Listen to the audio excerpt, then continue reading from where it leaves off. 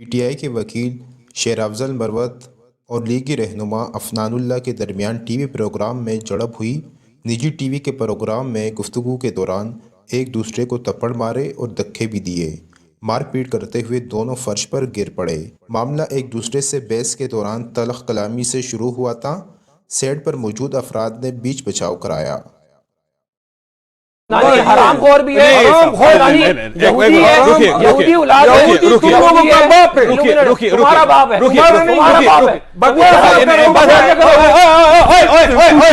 पकड़ो यार इसको, एक बार पकड़ो यार, पकड़ो यार, नहीं पकड़ो पकड़ो, नहीं छोड़ दो छोड़ दो छोड़ दो छोड़ दो यार, इधर आओ इधर आओ, अंदर आओ अंदर आओ, छोड़ छोड़ छोड़ छोड़ छोड़ छोड़ ओए छोड़ छोड़ छोड़ यार, छोड़ छोड़ छोड़ छोड़ दे यार, छोड़ छोड़ छोड़ ओए छोड़ यार, ओए छोड़ छोड़, बस बस बस बस यार, बस बस बस बस बस यार, अफनान अफनान अफनान नहीं यार, नहीं छोड़ दे छोड़, इनको एक बार लेके जा, नहीं यार अफनान नहीं, अफनान